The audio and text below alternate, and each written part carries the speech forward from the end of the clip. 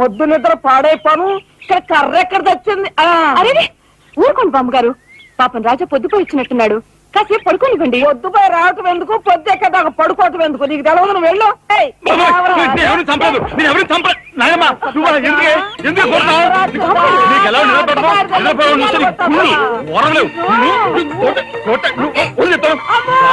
నిద్రపోనకుండా కొట్టుకొని పైగా ఉంచేస్తుంటావు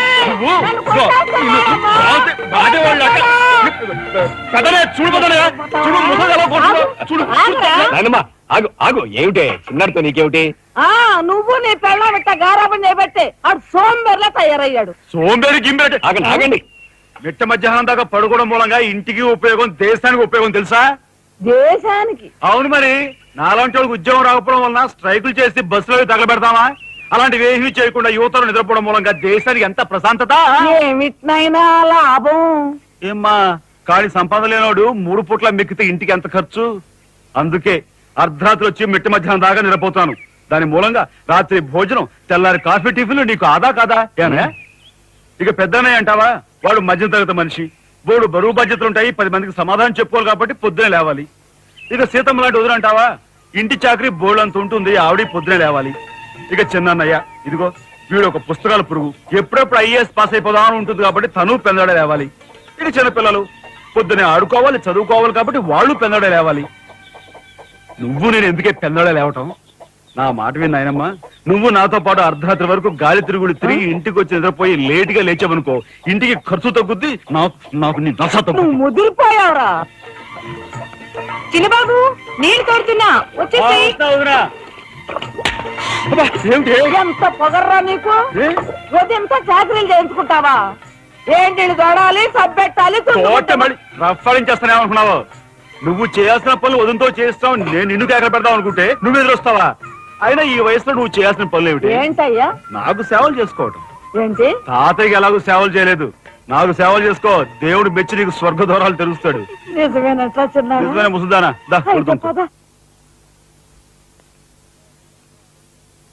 పెద్దాడా, ఇల్లు అమ్మేయటానికి తీర్మానించుకున్నావా? అమ్మకి తప్పేటట్లేదు నానమ్మా. మనకున్న అప్పులకి ఇల్లు కాదు కదా, ఈ వీధి మొత్తం అమ్మినా ఏమీ తీరం. నువ్వు నోరు మీరా? ఆడి మాటలకేం గాని మీ తాతయ్య రెక్కలు బొక్కలు చేసుకుని ఇల్లు కట్టించాడ్రా. నా బంధులో ప్రాణం ఉండగా అమ్మ నేను నన్ను చంపుకు తిన్నంత ఒట్టే. ఈ మాత్రం దానికి అంత పెద్ద పెద్ద మాటలు ఎందుకు లేనమ్మా? అమ్మలే ఆ తిప్పలేవో నేనే పడతాను. అన్నయ్య, అసలు గొడవేమీ లేకుండా నేనే చదువు మానిస్తే? అయ్యి బాబోయ్, భలేవాడివే. చదువు మానేస్తానంటావేంటి? నువ్వేదో కలెక్టర్ అవుతావు, ఇంటెల్ పాదిని ఉద్ధరిస్తావు, మేమంతా నీ మీద ఆశ పెట్టుకుంటే తప్పురా అన్నయ్య. ఆ పని చేయకు.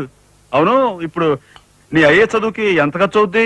ఢిల్లీ దాకా వెళ్ళాలంటే 500 ఖర్చు అవుతుంది. ఆ పైన ఎగ్జామ్ ఫీజు, ట్యూషన్ ఫీజు, పాత బాకీలో కలిసి కనీసం 25,000 అవుతుంది. 25,000? మా బాబే అంతేనా?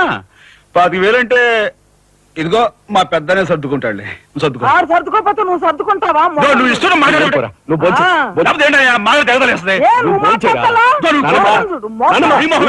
ముందు వాడు బొంచడి. రాఘవ, ఏ పరిస్థితుల్లో నీ చదువు ఆగిపోవడానికి వీలేదురా. ఎంత ఖర్చైనా సరే డబ్బు సంగతి నేను చూస్తాను. నువ్వు నీ ఏర్పాట్లో ఉండు. అదిగో వచ్చారు నీ గాడిది గ్యాంగ్. ఊసే గాడిద వచ్చి మేసే గాడిదని చెడగొట్టిందంట. మెయిటి అయిందిగా, ఇక లేచండు. నాయనమ్మా, సాయంత్రం వచ్చేసరికి మునక్కాయ కూరలో ఉప్పు చేపేసి వండి పెట్టవా? మునక్కాయన్ని ఉప్పు చేప వండి పెడతా. కొంటిదానా? నీ తాత ఇట్టగా ఏడ్పిస్తూ తినేవాడు రా. వీడు అన్ని ఆయన పోలికలే. ఏంటి రోజు మన ప్రోగ్రాం? ఏముందిరా, షారా మామూలే. ముందుగా ఉద్యోగాల వేట, ఆ తర్వాత అమ్యూజ్మెంట్ పార్క్, కొడుకుసే వాళ్ళకి ఇల్లు చేరుకోవడం. హిందూ వదనకే మీ ఓటు. మనాడికి రాజకీయాలంటే ఇంట్రెస్ట్ లేదు, కానీ అప్పట్లో మనందరం కలిసి హిందూ వదన జిందాబాద్ అని ఉంటే ఈ పాటికి ఒక్కొక్కడికి 10 ఉద్యోగులు ఉండేవి. హిందూ వదన జిందాబాద్. బోలో స్వతంత్ర భారత్ కే, బోలో స్వతంత్ర భారత్ కే. నమస్కారం ఎస్పీ గారు. హాయ్ చుక్కి. ఏమండి, ఒక కేసు తెచ్చాను, మర్డర్ చేసి పెట్టాలి. ఏమయ్యా సిద్ధాంతి, నీకేమైనా మతిపోతుందా? మద్దళ్ళ గురించి పోలీసు వారి ముందు జంకు గొంకు లేకుండా మాట్లాడేస్తా. ఆయన దగ్గర మనకు జంకెత్తుకండి, ఆయన పళ్ళు ఆయనకు ముడుతూనే ఉందిగా.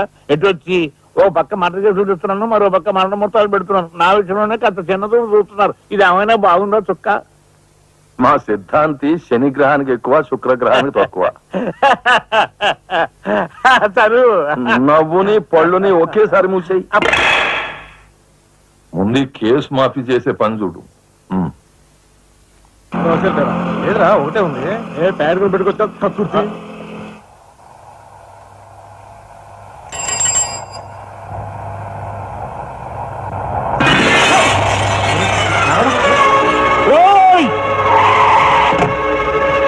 ఏం పాపా కళ్ళు కనపట్టాలా? కాస్త మనుషులు చూసుకుని నడుపు కారు.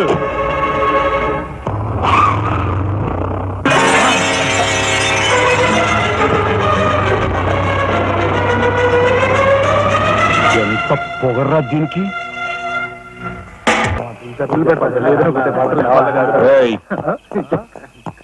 షడబడి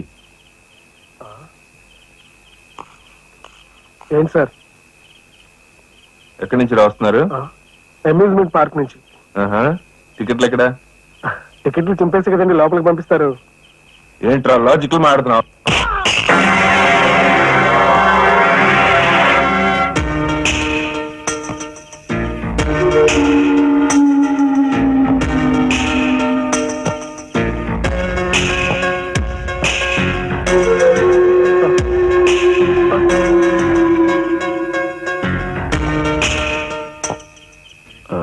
ఎందుకు సార్ మా వాడిని కొట్టారు? పక్క వీధిలో కార్మిక నాయకుడు మర్డర్ జరిగింది.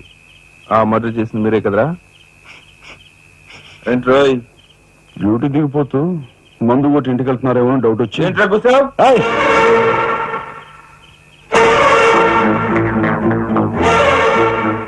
అసలైన నేరస్తులను పట్టుకోవడం చేత కాకపోతే యూనిఫామ్ తీసేసి ఇంట్లో కూర్చో. అంతేగాని రోడ్డు మీద పోయే వాళ్ళని పట్టుకోవాలనుకుంటే ఎవరు ఊరుకోరు. జాగ్రత్త. పోదండి రా.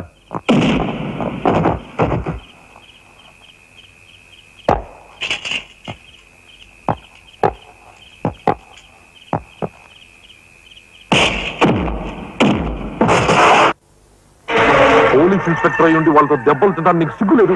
24 గంటల్లో ఆ గ్యాంగ్ ని పట్టుకుని పోలీస్ స్టేషన్ లో పెట్టకపోతే? రామయ్య, వాడేదో నీ పోలికలతో పుట్టాడు కదా అని కాస్త గారాబం చేశాను అంతే.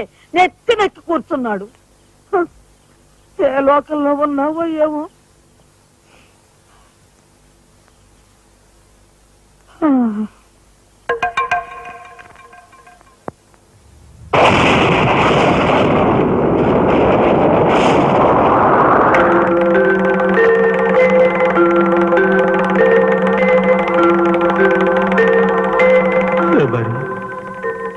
ఏమిటి ఆ చూపు? నేను గుర్తుపట్టలేదా? అయ్యా నా దేవుడు, నువ్వా? అయ్యా నన్ను తాకరాదు. ఆత్మ రూపంలో ఉన్న నన్ను తాకితే మాయమైపోతాను. అపచారం అపచారం. అయ్యా, పచ్చికొండగా ఒక్క రోజు కూడా గడ్డం మాయనిచ్చేవాడివి కాదు. మగ మహారాజులాగా మెలమెల మెరిసిపోయేవాడివి. ఇప్పుడు ఏంటయ్యా గడ్డం అట్ట మాసింది? అదక్కడి రూలు.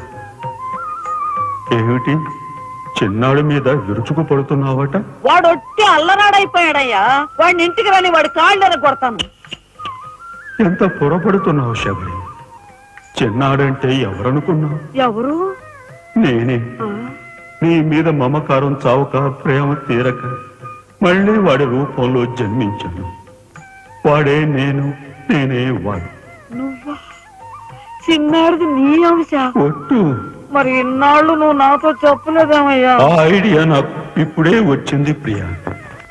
చూడు శబరి, ఇక మీదట వాడు ఎంత లేటుగా వచ్చినా, ఎంత పొద్దుకి లేచినా, ఏ పని చేసినా చేయకపోయినా వాణ్ణి కించత్ మాట అన్నావో స్వర్గంలో నేను క్షోభపడిపోతాను. అమ్మో అమ్మో, ఎంత మాట! వాడికి ఏమన్ను? అయ్యా, రాకొచ్చావు 4 మెతుకులు తినేళ్ళవా? నాకంత వ్యవధి లేదు శబరి. అవతల స్వర్గంలో నా కోసం రంభ, ఊర్వశి, మేనక డాన్స్ చేయకుండా ఎదురు చూస్తూ ఉంటారు. శబరి, ఏమిటా అలక? సహజీవి. చూడు శబరి, నువ్వు నాకు పాదాభివందనం చేసుకుంటే నీకు స్వర్గం ప్రాప్తిస్తుంది. అక్కడ మనం కలిసి డాన్స్ ఆడదాం. నిజమా?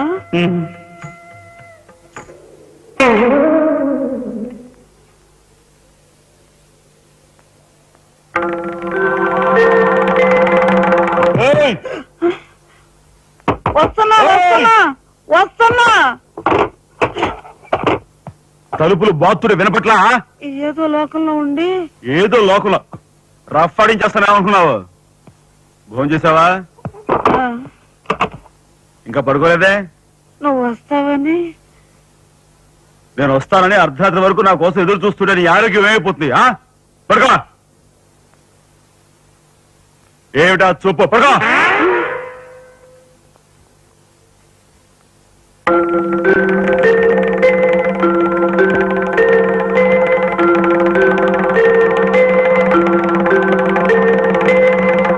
ఏమండి, రాఘవ్కు పంపించాల్సిన 25,000 గురించి ఏం ఆలోచించారండి? అదే అర్థం కావటం లేదు లక్ష్మి. ఆ 25,000 సంగతి అలా ఉంచు. కనీసం ట్రైన్ ఛార్జీలకైనా ఇచ్చి 4-5 రోజులు ఎలాగోలా ఆ 25,000 పంపిద్దామని చెబుదామన్నా ఈ 500 అయినా పుట్టేటట్లేవు. ఒక పని చేయండి, నా దుద్దులు తాకట్టు పెట్టి. వద్దు లక్ష్మి, వద్దు. ఈ సంగతి తెలిస్తే రాఘవ అసలు చదివే మానేస్తానంటాడు. నేనే ఇంకో ప్రయత్నం ఏదైనా చేస్తాను. గురు, బ్రహ్మాండమైన ఐడియా. ఈ డొక్కు కెమెరా అమ్మేస్తే కనీసం 200 రావచ్చు. నేను 10th క్లాస్ పాస్ అయినప్పుడు మా నాన్నగారు కొనిచ్చిన వాచ్ ఇది. ఇది అమ్మితే 100 గ్యారంటీ. ఈ కళ్ళజోడు ఉండ్రే, ఇవన్నీ అమ్మగా వచ్చిన డబ్బుతో కనీసం మా అన్నని ఈ రాష్ట్రం కూడా దాటించలేం. ఇంకా 5 రాష్ట్రాలు దాడాలి తను. అదేంటి చూడండిరా. 2,000కి 1 రూపాయి తక్కువ అయితే కిట్టదురా అంటే జిడ్డులో పట్టుకుంటారు. అయ్యో, ఏం జెంట్లమన్ గారు, ఏంటి గొడవ? ఏం లేదు బాబు, మా ఇంట్లో అద్దెకున్న మనిషిని ఖాళీ చేయించి పెట్టవయ్యా అన్న. కాస్త రవిడేజం చేసి దానికి 2,000 అడిగాడు. కొంచెం తగ్గించుకోవయ్యా అన్నాను. చాకి లంపకాయ కొట్టాడు. ఇదిగో మధ్య బేరం, 1000 రూపాయలు ఇస్తావా? నీ ఇల్లు ఖాళీ చేయించి పెడతాం. 1000 రూపాయల? అయితే పదండి. ఏంటి పదండి, అవన్నీ మా వల్ల కాదు, మా గురువు వల్లే అవుద్ది. అడ్డుకో. నమస్కారం గురువు గారు. 1000 రూపాయలకు మంచి బేరం ఒప్పుకున్నాం గురువు. నువ్వు కొంచెం రౌడీజం చేసి ఇల్లు ఖాళీ చేసి పెట్టాలి. రౌడీజం చేసి పెట్టాలా? రఫ్ ఆడిస్తాయేమనుకున్నావా? పాపం ఆయన ఇల్లు ఆయన ఖాళీ చేసి పెట్టడంలో తప్పే ఉంది. న్యాయమే కదా, ఒప్పుకో గురు ప్లీజ్. అంతేనంటావా? సరే బాబు, ఒక మాట, అది సామాన్యురాలు కాదండి. రాలు అంటున్నాడు. కొంపదీసి ఆడదా? అవునండి. ఆడదాని మీద నా ప్రతాపం చూపించడమా? సిగ్గులేదు. పోతలే. బాబు, మీరు ఒక్కసారి వచ్చి చూడండి. అది ఆడది అనుకుంటే మీరు తలొకతోనూ నన్ను తన్నండి. ఇదెక్కడ ఆడదురా అనుకుంటే మీ హెల్ప్ మీరు చేయండి, మీ డబ్బులు మీరు తీసుకోండి. పద.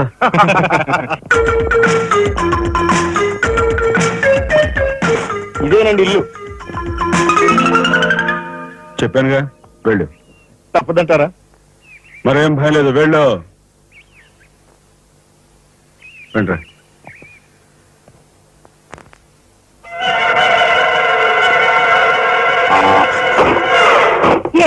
మా ఫ్యామిలీ రోడ్డు మీద ఉందమ్మా. ఈ కన్యాకుమారి స్త్రీలో చాలా గొప్ప తల్లి. అయ్యా, అమ్మా, వద్దు వద్దు అన్నాను. వెళ్ళు వెళ్ళు అన్నారు. తీరా లోపలికి వెళ్ళి చూస్తే అది మాత్రం ఆడదు కాదండి బాబు. దీని సంగతి నేను చూస్తా.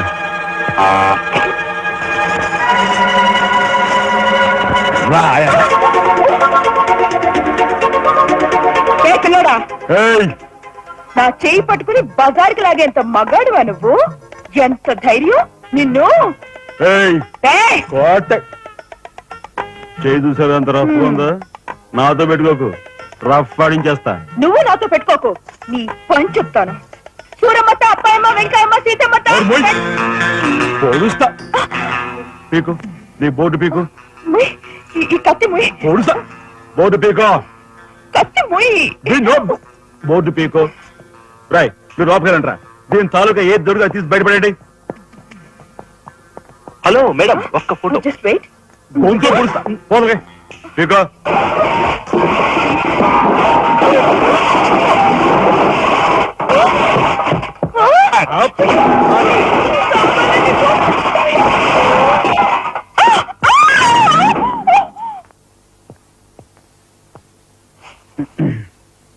రే చిన్నానాయ్, నువ్వు రేపే ఢిల్లీ వెళుతున్నావు. వారం తర్వాత ఆ 25,000 నీకు అన్నయ్య పంపిస్తాడు.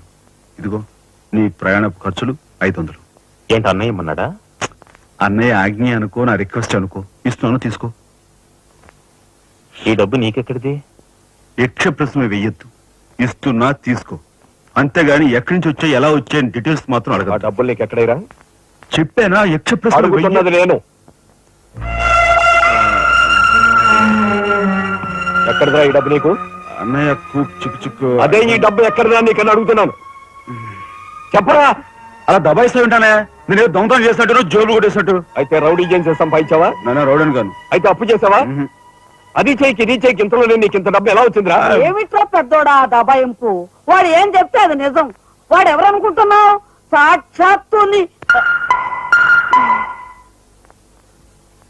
అన్నయ్య ఇప్పుడు వివరాలు ఏమీ అడగద్దు, అన్ని తర్వాత వివరంగా చెప్తాను. వివరంగా చెప్తాడు. వదినా తప్పు. వదినా వదినా ఏం బాబు? ఇదిగో వదినా, అన్నయ్య కోరిక ప్రకారం నీకు పట్టు చీర, బంగారు నగలు.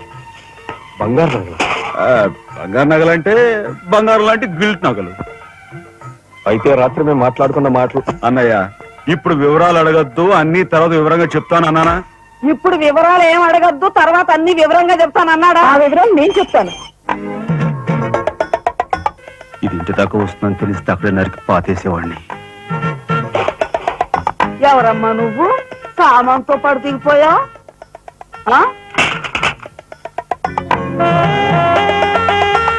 Excuse me.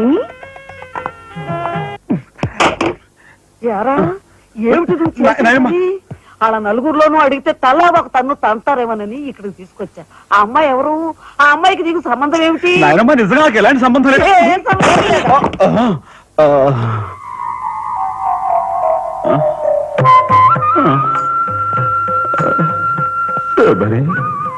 ఏం జరిగింది? అయ్యో దేవుడు, నువ్వు వచ్చావా? అవును శబరి, నా శబరి ఆవేశం చూసి ఏం జరుగుంటుందా అని వచ్చాను. ఏం జరిగింది? ఇంకా ఆవేశం ఏమిటయ్యా? నీ అంశతో పుట్టిన నీ మనవడు ఏం చేశాడో చూడు. ఆ అమ్మాయిని ఎవరినో తీసుకొచ్చాడు. ఎవరైనా మన ఇంటా ఉంటా ఉందా? శబరి, నువ్వు అనుకున్నట్టుగా చిన్నవాడు అలాంటి వాడు కాదే. నువ్వు అనవసరంగా ఆవేశపడు. చాలేవయ్యా ఆయన సమర్థిస్తున్నావు. ఆ పిల్లవో నా శీలమో నేను రోడ్డును పడ్డా అని అంటుంది. ఇప్పుడు ఏ ఆధారం లేని ఆ పిల్లని మన ఇంట్లో పెట్టుకోవాలా అక్కర్లేదా? చూడు శబరి, నువ్వు కొంచెం చూసి చూడలేదు. ఏంటి చూసుకోపోయేది? నాయనమ్మా ఏం జరిగింది? అయ్యో నా దేవుడు, వెళ్ళిపోయావు. ఎవరే? నేను ఆ అమ్మాయి విషయంలో ఒక నిర్ణయానికి వచ్చాను. నువ్వు నాకు అడ్డు పడ్డావో నా మీద ఒట్టే. నాయనమ్మా నీకు అనుకూలమైన ఇల్లు దొరికే వరకు నువ్వు ఇక్కడే ఉండమ్మా. నిజమండి? అవునమ్మా, నువ్వు ఇక్కడే ఉండు. బామ్మ, తప్పుకోండి చిన్న బాబు గారు. బామ్మ, మీరైనా నా బాధను అర్థం చేసుకున్నారు. నా రూమ్ ఎక్కడా? రైటా లెఫ్టా? రైటే, బాత్రూమ్ ఉంది, వెళ్ళు. ఎవరు మీరా? ఇటు వెళ్ళమ్మా. థ్యాంక్స్ బామ్మ. తర్వాత చూసుకుంటా. ఏమిట్రా వేలు చూపిస్తున్నా? ఒకవేళ అదే మొత్తం 5,000 చూపించి ఇక్కడే ఉండు అంటున్నాను. ఏమిట్రా ఏం మీ జరిగింది? ఫ్రెండ్స్ అందరినీ పోలీసులు వాళ్ళే ఎక్కించుకొని తీసుకెళ్తున్నారు.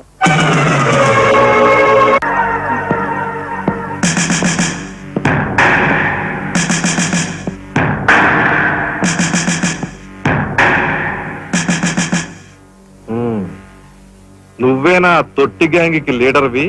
తొట్టి గ్యాంగ్ కాదు, అనుకుంటే ప్రాణాలు తోడే గ్యాంగ్. ప్రాణాలు తోడే గ్యాంగ్. అందుకే ఆ కార్మిక నాయకుడు ప్రాణాలు తోడేస్తారు. అవునా? ఏమిటి? మర్యాదగా నేరం ఒప్పుకో, లేకపోతే మేమేం చేస్తాం మాకే తెలియదు. మీకే తెలీదా? పాపం ఆయనకే తెలియదంట. ఏమిట్రా వెటకారం? ఉండేలా ఉంది. సార్ ఆగాలి. కార్మిక నాయకుడు చెప్పింది ఏకాంబరమేనని నేను జర్నలిస్ట్ గా పేపర్ లో రాశాను కూడా. ఆ విషయం ఊరందరికీ తెలుసు. అయినా మీరు ఎందుకు యాక్షన్ తీసుకోండి? ఏమంటా కబుర్లు చెప్తున్నావు? కబుర్లు కాదు, జనం దగ్గర ఉన్నవి కంకర్రాళ్ళు. ఒక కార్మిక నాయకుడు దారుణంగా హత్య చేయబడితే మీ డిపార్ట్మెంట్ ఏం చేస్తుంది అని ఈ జనం మిమ్మల్ని నిలదీయడానికి వచ్చారు. దోషుల్ని లోపల పెట్టి తగిన విధంగా శిక్షించి అసలు విషయం రాబడుతున్నాం. ఇందులో మీరు వచ్చారు. ఎవరండి దోషులు? నిరుద్యోగులైన ఆ యువకులు ఈ పోలీస్ వాళ్ళకి దోషుల్లా కనిపిస్తున్నారా? నిజమైన దోషులు ఎవరో నేను చెప్తాను. నా దగ్గర కొన్ని ఆధారాలు ఉన్నాయి. మీకు చావుంటే చేయగల దమ్ముంటే వాళ్ళని పట్టుకోండి. అంతేకాని అమాయకులు నిర్బంధించి రాక్షసంగా ప్రవర్తిస్తే మా పత్రికా లోకం చూస్తూ ఊరుకోదు. నిజాన్ని నిర్భయంగా రాసి దేశానికి సార్ చెప్తుంది. సభాష్ మిస్టర్ దాసరథి, మీలాంటి జర్నలిస్టుల వల్ల నిజంగా దేశానికి ఎంతో మేలు జరుగుతుంది. Thank you very much. నిజానిజాలు తెలుసుకోకుండా ఇలా పశువులా ప్రవర్తించి మీ పోలీస్ డిపార్ట్మెంట్ పరువు తీకు సిగ్గుచేటు. పోలీసులు పోలీసులు పోలీస్ డిపార్ట్మెంట్ పోలీసులు పోలీసులు లోపల రండి దాసరథి గారు, మీ దగ్గరున్న ఆధారాలతో చట్టానికి సహకరించండి. రండి, కమ్. ఏమయ్యా జర్నలిస్టు, నాలాంటి వాడితోనూ ఎస్పీతోనూ తగువ పెట్టుకుని ఎందుకయ్యా చావు కొని తెచ్చుకున్నావు? మనిషిని చంపటం ఆటవికం. You are right. అందుకేనయ్యా నువ్వంటే నాకు చాలా ఇష్టం. హ, చచ్చిపోయే ముందు కూడా ఇలా రెచ్చిపోవడం దేశంలో ఎంతమందికి సాధ్యం? తమ్ముడు, వీడు దేశానికి పనికొచ్చే జర్నలిస్ట్ లా ఉన్నాడు, వదిలిపెట్టేద్దామా? ఊరుకోనయ్యా, మనల్ని ఎండగట్టి వాడి పేపర్ సర్క్యులేషన్ 3,000 నుంచి 30,000 పెంచుకున్నాడు. తమ్ముడు చెప్పింది నిజమే. మమ్మల్ని బజారుకి ఇచ్చి నీ పేరు ప్రతిష్టలు పెంచుకున్నావు. మరి మా పరువు ప్రతిష్టలు కూడా మేము కాపాడుకోవాలి కదా. అయినా మనిషిని చంపేయడం అంటే సరే కాని.